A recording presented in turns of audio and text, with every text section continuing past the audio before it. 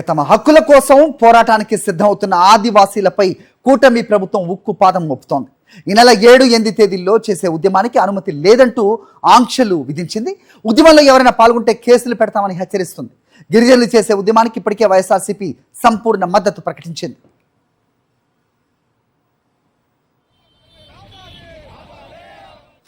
One of 70 యాక్ట్ను పటిష్టంగా అమలు చేయాలని సీఎం చంద్రబాబు ఎన్నికలకు ముందు ఇచ్చిన మాట ప్రకారం జీవో నెంబర్ 3ను పునరుద్ధరించాలని గిరిజన ఆదివాసీ సంఘాలు డిమాండ్ చేస్తున్నాయి.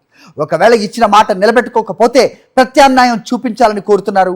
ఈ మేరకు 7వ తేదీన భారీ నిరసన ర్యాలీ, 8వ తేదీన ఏజెన్సీ బంద్కు పిలుపునిచ్చాయి గిరిజన సంఘాలు.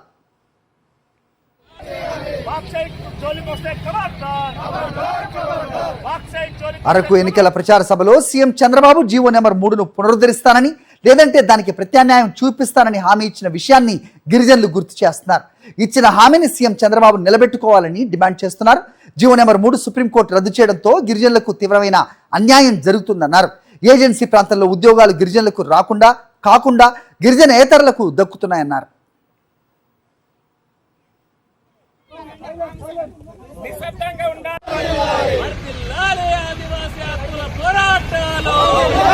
ఏజెన్సీ ప్రాంతాల్లో ఎలాంటి బాక్సైట్ తవ్వకాలు జరపడానికి వీల్లేదని, ఎలాంటి అనుమతులు ఇవ్వరాదని అంటున్నారు.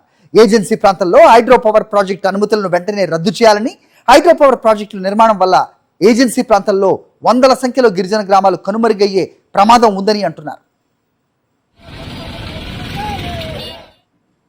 మా గిరిజన ప్రాంతంలో ఉన్నటువంటి మా సమస్యల మీద శాంతియుతంగా మేము ర్యాలీలు నిర్వహించి శాంతియుతంగా బందులు నిర్వహిస్తుంటే ఈ రకంగా అత్యంత పాశవికంగా ఈరోజు పోలీసు వారు వ్యవహరిస్తున్న తీరు, అలాగే ప్రభుత్వం వ్యవహరిస్తున్న తీరు నిజంగా దుర్మార్గం అని చెప్పేసి ఈ సందర్భంగా తెలియజేస్తున్నాం. ప్రజా సంఘాలు అనుకున్న విధంగానే 7వ తారీఖున భారీ ర్యాలీ, అదేవిధంగా 8వ తారీఖున మన్యం బంద్ ఏదైతే ఉందో ఖచ్చితంగా విజయవంతం చేయడానికి ప్రతి ఒక్కరు సిద్ధంగా ఉన్నారు.